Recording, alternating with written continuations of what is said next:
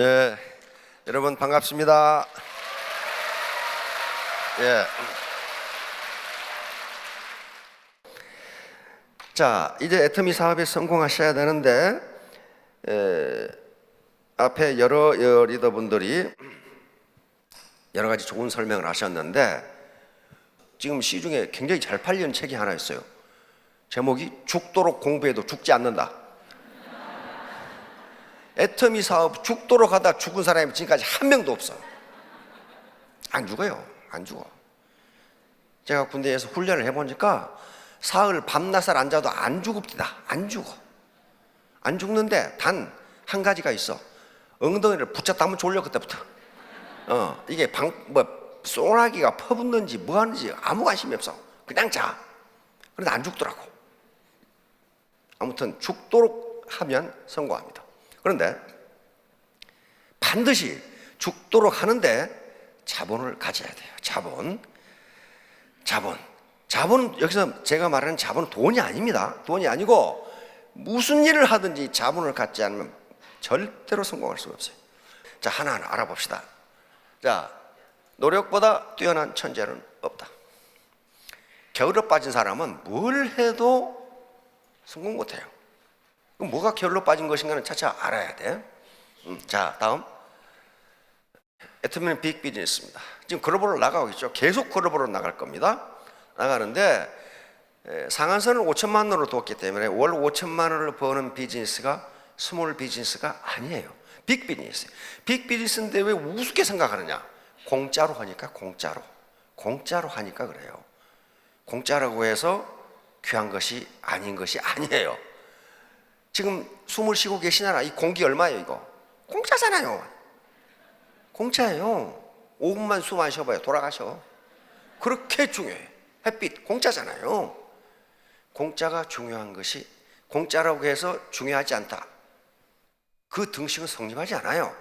그러니까 세상에 생각해 보세요. 월 5천만 원을 번 비즈니스 이걸 하려면 죽기 하면 까무라치기로 해야 돼요. 애터미는 객관적 조건이 성공할 수 있도록 돼 있는데 40%가 성공을 해요. 내가 40%에 들어갈지 60%에 들어갈지는 everything is up to you. 모든 건 자신에게 달려 있어요. 자신에게 달려 있어요. 그렇게 하면 성공할 수가 있어요. 자, 다음. 자, 이거 손자병법에 있는 이야기입니다. 손자병법. 승평. 여기서 병 군대예요. 이기는 군대는 이겨놓고 싸움을 시작한다. 이겨놓고 싸움을 시작. 지는 군대는 싸워보고 이기는지 지는지 본다 그 말이에요. 그 말 무슨 말이에요? 비즈니스를 시작할 때 내가 충분한 자본을 갖추고 있으면 이겨놓고 시작하는 거예요. 이겨놓고 시작해도 100% 이긴다는 보장이 없어요.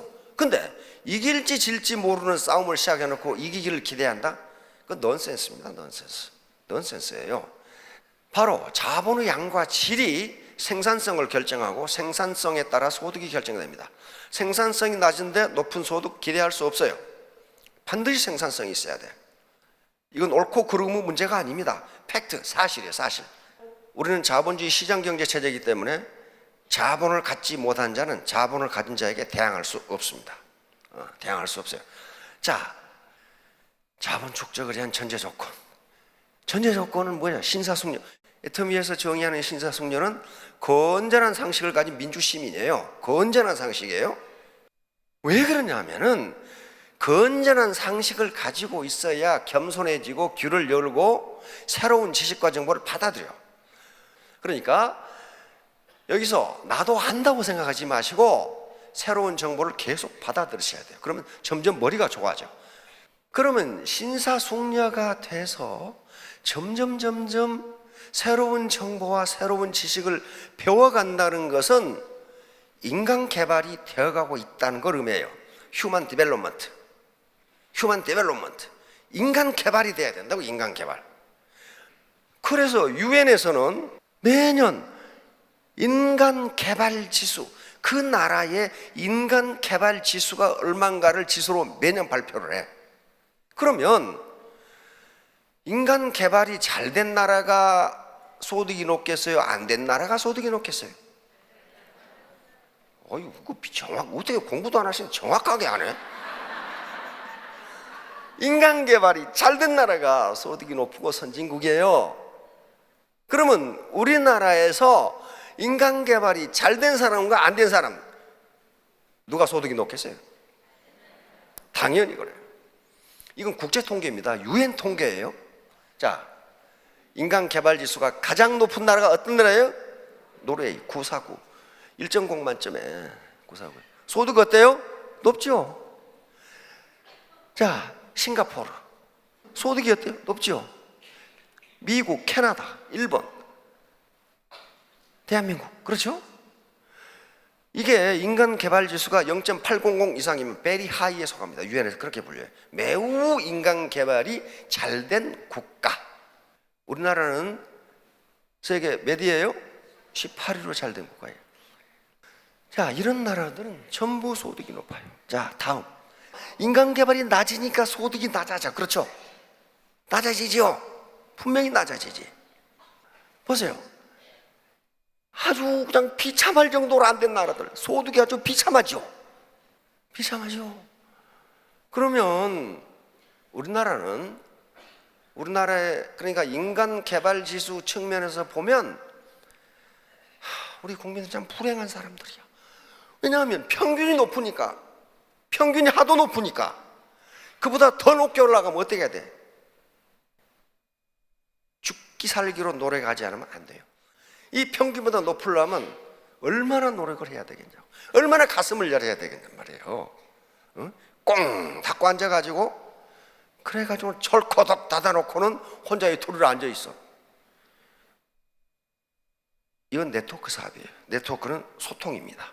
소통이 안 되고서는 그 어떤 문제도 해결 안 돼요. 자, 다음. 에디슨 잘 알죠? 천재는 1%의 뭐예요? 영감. 99%의 땀. 에디슨은 정규교육, 제도권 교육은 3개월밖에 못 받았죠. 3개월 만에 쫓겨나 버렸거든. 그 선생님이 난 세상에 내가 교사를 오래 했지만 이렇게 머리가 나쁜 놈은 처음 봤다 그랬거든. 근데 내가 보니까 그 선생님이 머리가 나빠. 요 글 한번 보세요. 그런데 여기서 오해하시면 안 됩니다. 에디슨은 노력의 중요성을 강조한 건 틀림없어요. 그러나 미국의 학자들은 영감의 중요성을 강조했다고 이 글을 봅니다. 무슨 얘기냐면은 99% 노력을 해도 1%의 영감이 없으면 절대 성공할 수 없다는 거예요. 여기서 영감은 뭐예요? 새로운 정보, 새로운 지식, 새로운 깨달음, 창의성, 이런 거예요. 혼자 꼴통같이 생각하지 말고 새로운 정보를 받아들여라, 이게. 그런데 에디슨은 또 뭐라고 그랬냐면, 이 1%의 영감을 얻는데도 노력이 필요하다 그랬어요. 노력이 필요하다. 가만히 있는데 번개처럼 번쩍하고 떠오르는 게 아니라는 거예요. 절대로 그렇게 떠오르지 않아요. 화장실에 가면 아이디어가 잘 떠오른다고 그러죠. 그것은 하필 거기 앉아있을 때 떠올라서 그렇지, 화장실에 가니까 떠오른 게 아니에요. 계속 생각하다 보니까 화장실에 가서 앉아있으니까 떠오른 거예요. 왜냐하면 시원하거든. 그러니까 여기서 번쩍하면서 영감이 떠오르는 거라고, 이게.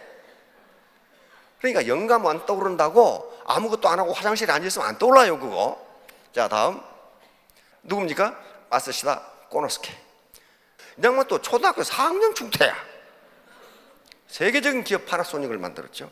지금 거느린 기업만 580개. 그런데 뭐 노력보다 뛰어난 천재는 없다. 이 사람 학자가 아닙니다.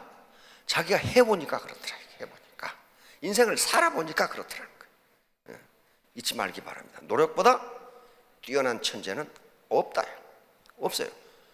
그런데 누구를 천재라고 부르느냐? 노력을 천재적으로 하는 사람을 천재라고 불러요.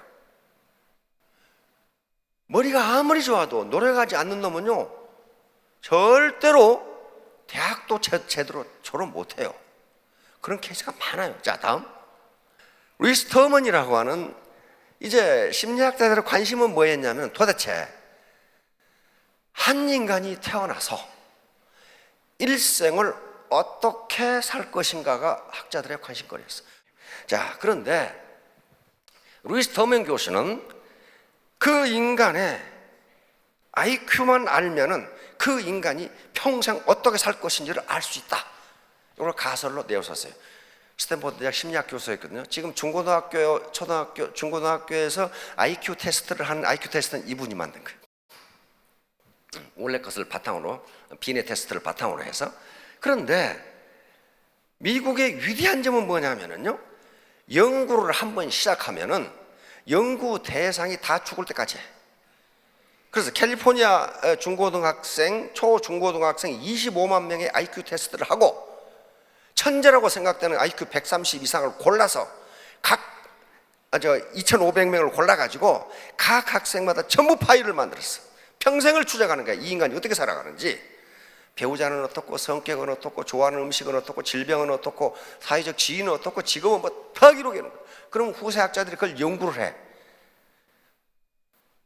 이 더먼 교수가 실험을 시작하면서 책을 집필하기 시작합니다. 천재 유전자 그래가지고. 근데 제 4권 나와서 비참한 결론을 내리고 이분은 드디어 돌아가셨어. 결론, IQ와 인간의 사회적 성취는 아무 관계가 없다. 자기는 관계가 있다고 생각하고 연구를 시작했는데 비참한 결론, 제 4권에서 IQ와 인간의 사회적 성취는 아무 관계가 없다. 이런 결론을 내리고 돌아가셨어. 그럼 후세 학자들은 뭘 연구해야 돼? 그럼 도대체 인간의 사회적 성취, 인간이 일생 동안 살아가는데 그 인간이 어떻게 살 것인가를 뭐가 결정하느냐 하는 걸 연구해야 될 거 아니에요. 그래서 연구가 시작됩니다. 안델라 더코스 심리학 교수인데요, 이분이 IQ와 사회적 성취는 아무 관계도 없다는 걸 또 밝혀내요. 아무 관계도 없다. 그러니까 자기 이름 석자만 쓸 줄 알면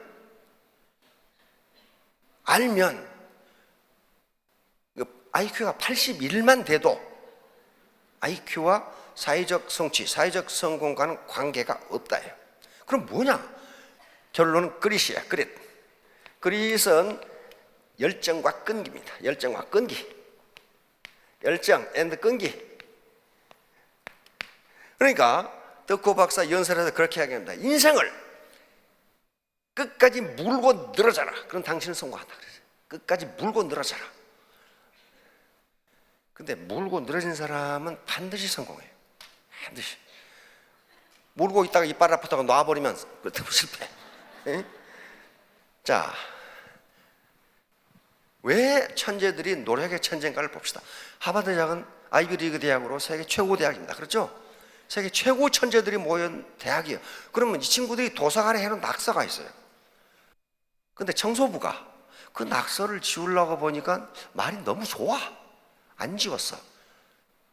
그리고 잊어버리고 있는데 교무처장이, 그 당시만 해도 옛날만 해도 이 신분제가 있었기 때문에 교무처장이 청소 검열을 하는데, 아니 도서관에 낙서가 하나도 안 지워졌어. 청소한 놈이 안 지웠어. 깜짝 놀라서 지우려고 그러니까 그 교수가 하는 말이 지우지 마세요. 이 친구들이 미국의 지도자가 되고 세계적인 지도자가 되면은 그 낙서는 명언이 될 겁니다. 역시 하버드 대학 교수답죠. 뭐라고 했는지 봅시다. 지금 잠을 자면 꿈을 꾸지만 지금 공부하면 꿈을 이룬다. 그 꿈을 꾸시려면 주무셔도 돼. 주무셔도 된다고. 자, 그 다음에 내가 헛되이 보낸 오늘은 어제 죽으니까 갈망하던 내일이다. 이건 로마의 유명한 시인이 한 말입니다. 이걸 적어놨어요. 공부할 때의 고통은 잠깐이지만 못 배운 고통은 평생이다.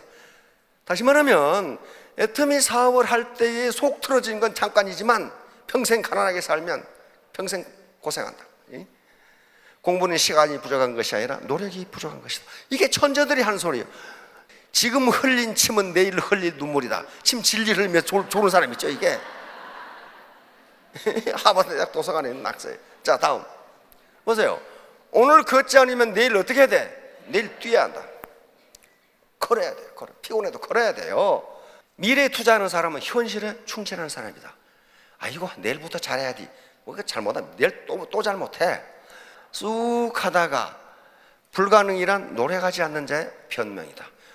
이게 바보들이 한 소리가 아니에요. 세계 최고 천재들이 하는 소리예요. 지금 맨 마지막은 여학생이 쏘는 것 같아. 1시간 더 공부하면 남편 얼굴이 바뀐다. 에? 내 남편이 건달이 될 것인지 이게 변호사가 될 것인지는 자, 이겁니다. 노력이에요. 노력. 천재는 머리가 좋아 천재가 아니고 노력의 천재라는 거예요. 자, 다음 김정희 선생 아시죠? 추사체를 완성한 정말 세계적인 명필이었어요. 근데 추사가 어떻게 그렇게 경천동지할 글씨를 쓸 수 있었던가 하는 거예요. 자, 여기 권돈이라는 자기 절친한 친구가 학자가 있습니다. 여기 보낸 편지에 이런 말이 있어. 여기 나오죠. 70년, 그러니까 내 70평생에, 그러니까 70살에 썼어요, 이 편지를. 그렇죠? 마천십연 돌벼루 10개를 구멍을 냈고 먹으로 돌벼루를 갈아서 그게 10개의 구멍을 날 정도면 글씨를 얼마나 썼겠느냐 말이에요. 독진천호, 독자는 대머리 독자입니다. 붓 천자루가 몽당붓이 되도록 내가 글씨를 썼다 말이에요. 이만큼 치열하게, 아주 치열하게 쓴 거예요. 먹을 갈아서 돌벼루에 구멍이 10개가 났단 말이에요. 그러면 글씨를 얼마나 썼냔 말이에요. 부천자루가 몽당붓이 되도록 글씨를 썼다. 자기 친구에게 보낸 편지예요. 이 편지가 남아있어 지금. 자, 다음. 근데 김정희는 우리가 명필로만 알지 학자라는 사실을 잘 몰라. 동양 최고 학자였어요. 북한산에 있는 그 비석이 진흥왕 순수비라는 걸 알아낸 거예요. 김정희가 밝혀낸 거예요. 엄청난 중요한 사실이에요. 그게 왜? 진흥왕 때 우리 영토가 이 정도 됐구나 하는 걸 밝혀준단 말이에요. 그게 처음에는 그런지 몰랐어. 지금 국보 2호가 돼 있고 국보 3호가 돼 있죠. 그 국보야, 국보. 우리 영토가 진흥왕이 여기 북한산을 다녀갔구나. 김정희가 알아낸 거란 말이에요. 고증학자입니다. 고증학자. 당시 최고의 고증학자인 옹방강과 완원. 김정희 호가 완당이거든요. 자기 스승인 완원에서 완을 따서 완당이라고 지었습니다. 세계 최고의 고증학자들인데 청나라에 이분들이 어린 김정희를 그렇게 아꼈다고. 그렇게. 자, 다음. 자, 이제 제주도에 귀향을 갑니다. 이 당시 당파 싸움 때문에 귀향을 가요. 당파 싸움 때문에. 그런데 당파 싸움이 무서운 것은요, 김정희 같은 학자를 놔두지를 않아. 너무 많이 알아. 그리고 그 당시 청나라가 세계의 중심인데 세계 중심에 있는 학자들과 계속 교류를 해. 다른 사람은 근처도 못 가는데. 그래서 죽이려고 제주도의 위리안치는 그 집 주변을 탱자나무 가시로 둘러서 집 밖을 못 나가게 한 귀양이 위리안치예요. 거기서 얼마나 낙심을 하고 글씨를 썼겠어요. 거기서 드디어 주사체를 완성했습니다. 주사체를 완성했어요. 그 주사체, 이걸 평한 학자들을 보면 기가 막히게 평안했어요. 부조화스러운 듯 하면서 조화를 이루는 글씨의 아름다움, 법도를 떠나지 않으면서 또한 법도에 구속받지 않는 글씨. 이게 뭔 말인지는 모르겠는데 한번 글씨를 감상해 보시면 알아. 자, 요 귀양 가시면서 쓴 글씨입니다. 어때요? 양반 냄새가 나죠. 살이 통통 쪄가지고. 이게 말이지, 이게 잘 먹고 잘 살아가지고. 그렇죠? 근데 귀양 갔다 이제 완전히 탈탈 굶고 와가지고 이 9년을 귀양사를 8년을 했으니까 어때요? 기름이 다 빠졌죠? 이제 완전히 세상 보통을 한 거야. 세상을. 세상이 이렇구나.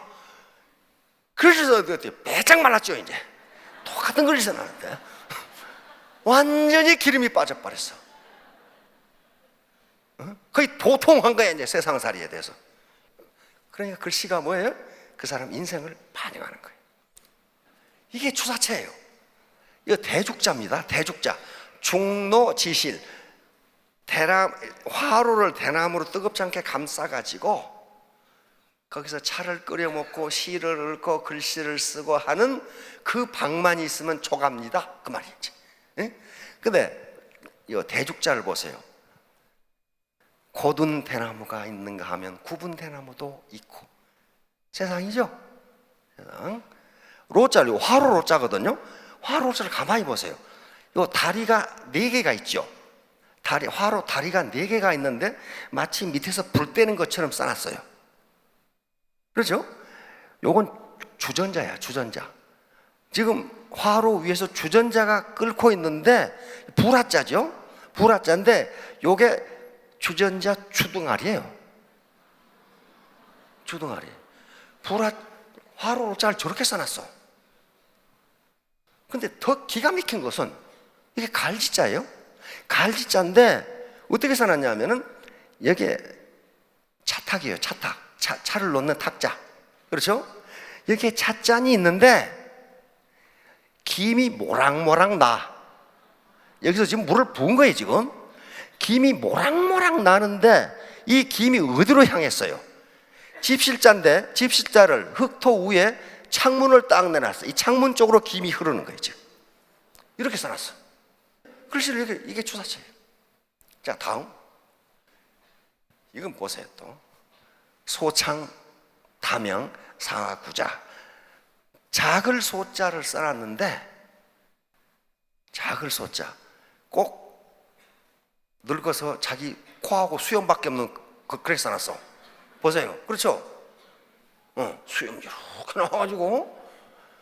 근데 창자는, 창문 창자인데요. 창자는 아재 디자인을 해놔. 창문을 그려놨어. 이게 글자냐고, 디자인이지. 그러니까 김정희 선생의 글씨는 디자인인지 글씨인지 그림인지 구분이 안 돼요. 다명, 작은 창으로 많은 햇빛이 들어오니 그 말이거든. 다명. 다자도 전 삐뚤삐뚤하게 다 써놨어요. 명자로. 사, 나로 하여금 구자, 오래 구자입니다. 오래 앉아있게 하네. 정말 소박한, 이제 벼슬이고 권력이고 다 필요 없는 거야. 이제 작은 창으로 빛이 들어오면 나는 거기 앉아서 시 읽고 글씨 쓰고 책을 보면 되는 것이 아닌가. 근데 이 좌자를 여러 번 연습한 것이 지금 박물관에 있어요. 꼭 어떻게 써놨냐면 이 흑토자예요. 흑토 위에 엉덩이 두 쪽을 붙이고 앉아 있는 걸 써놨어. 한쪽 엉덩이는 크고 한쪽 엉덩이는 작고 그렇게 써놨어. 그 영감태이가 이렇게 앉아 있는 것을 이렇게 써놨다고 지금. 이게 추사체예요. 추사체. 자, 세한도. 요 세한도의 운명은 세한도만큼 아주 기구해. 얘 이름이 세한도냐면 논어에 이런 말이 있어요. 세한연우 지송백구조야. 논어에 나온 말인데 날이 찬 후에야 소나무와 잣나무가 시들지 않는다는 걸 알 수 있다. 그 말은 무슨 말이에요? 내가 부귀영화를 누릴 때는 그렇게 찾아오는 놈이 많더니 내가 제주도에 이렇게 언제 사약을 받을지 모르게 이렇게 있으니 찾아오는 놈이 없구나. 그런데 이상적이라는 이상적 역관 출신인데요. 이상적이 그리고 그 동양화의 대가였던 소치 허유 선생이 목숨을 걸고 계속 찾아다녔어. 제주도까지. 제주도까지 그때 가다가 떼목 타고 가다 빠져 죽은 사람 거의 대부분이에요. 거의 타고 가는. 근데 소치 허유 선생과 특히 이상적은 역관이니까 청나라에 다니면서 추사 선생이 볼 최신작 책을 계속 갖다 줘. 그러니까 추사 선생은 제주도에 있지만은 고증학이 지금 어떻게 돼가는지를 꿰뚫고 있는 거야. 거기서 계속 공부를 하니까. 그래서 이상적이 그 변하지 않는 마음을 보고 이 세한도를 그려줍니다. 그러면서 이걸 세한도라고 붙였어요. 이게 지금 국보 제185입니다. 국보로 지정됐어요. 그런데 이상적은 이걸 싸들고 어디로 가? 세계 중심에 있던 청나라 연경, 지금 북경으로 갑니다. 청나라의 기라성 같은 학자들이 이 그림을 보고 깜짝 놀래가지고 이 뒤에다가 계속 시문을 붙여, 시를. 이 그림을 보고 자기 감상문을 쓰는 거예요. 그러니까 뭐가 되겠어요, 그림이? 두루마리가 돼, 두루마리가 돼. 그런데 문제는 이런 보물을 알아볼 수 있는 눈을 가졌느냐 하는 게 문제예요. 민영이라고 하는 분이 있는데, 이분의 막내 아들이 마지막 소유자였는데 이 그림의 가치를 모르고 헐값에 넘겨버렸어. 누구에게? 후지치카 치카시. 이분은 경성제국대학, 지금 서울대학 교수였습니다. 교수였는데 이분이 연구하는 것이 일본과 청나라의 고증학이었어요. 고증학인데 그걸 연구하다가 깜짝 놀랐어. 김정일을 모르고서는 고증학을 알 수 없다는 거예요. 김정일 최고의 고증학자예요. 동양 최고의 고증학자였어요. 학자였으니까. 그래서 김정일을 연구하기 시작해, 이 치카시 교수가. 그래가지고 인사동에 가서 김정일에 관한 자료를 전부 사들입니다. 전부 사들여. 그 중에 세한도가 들어있었어.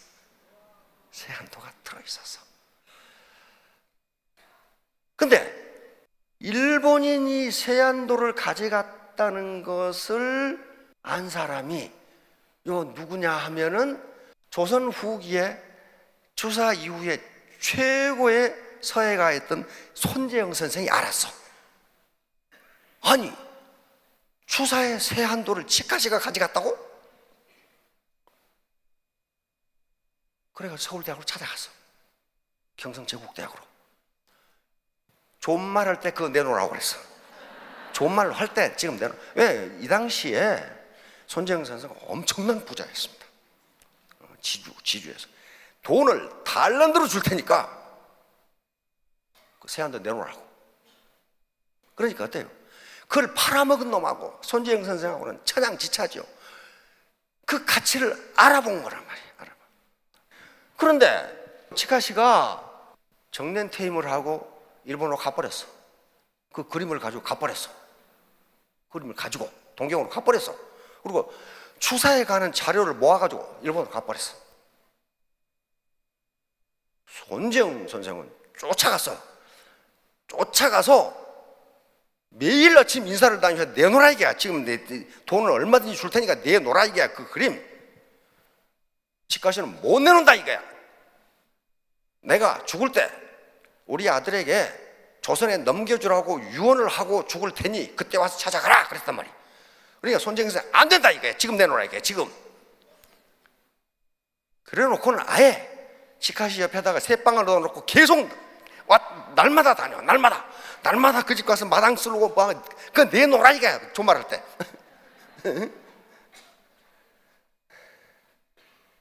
그래서 손재영 선생이 세한도를 찾아옵니다.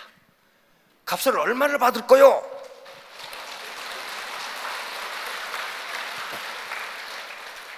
치카시는 역시 학자입니다.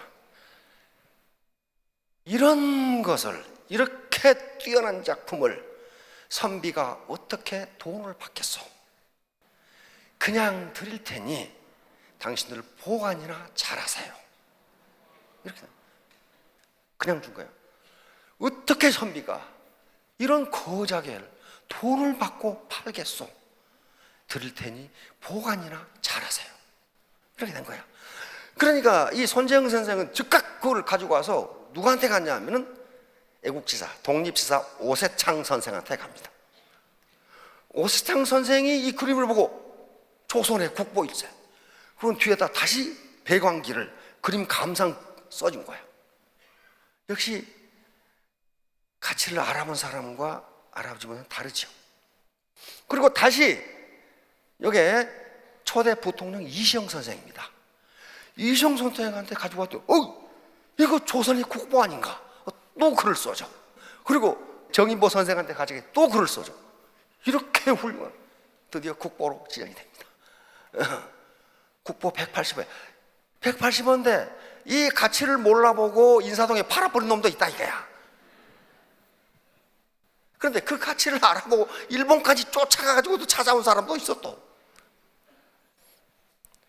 손지행 선생이 이 세안도를 찾아가지고 온 다음 날, 그때 태평양 전쟁 시기니까 시카시의 집이 미군의 폭격으로 불타버립니다. 그래서 세안도가 살아났어요. 우리 국보가 살아났다.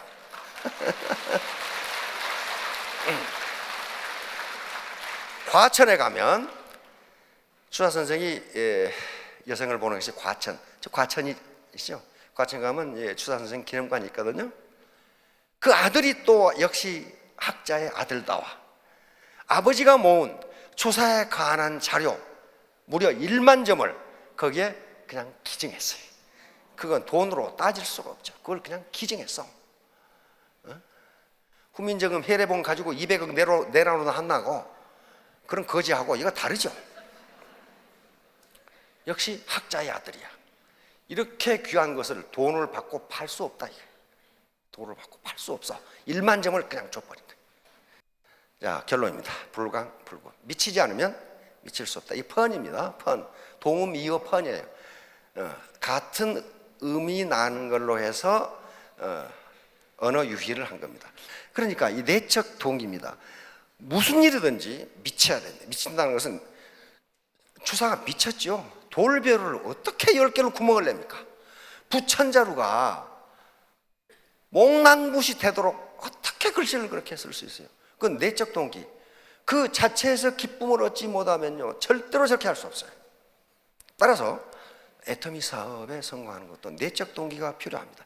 이 사업 자체에서 보람과 즐거움을 찾지 않으면 돈만 쫓아서 직급만 쫓아서 가다 보면 중간에 포기하는 수가 많아요.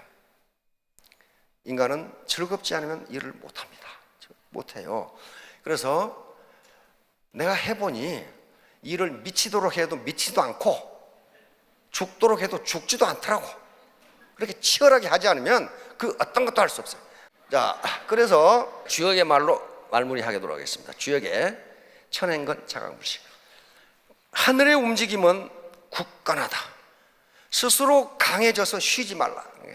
또는 쉬지 말고 강해져라. 그렇지 않으면 너는 성공할 수 없어. 근데 누구에게 한 소리냐면 리더에게 한 소리. 리더는 하늘의 움직임은 굳건하니 스스로 강해져서 쉬지 말라. 또는 쉬지 말고 스스로 강해져라. 여러분 강해져서 3년 후 5년 후에 모두 성공하시기 바랍니다. 감사합니다.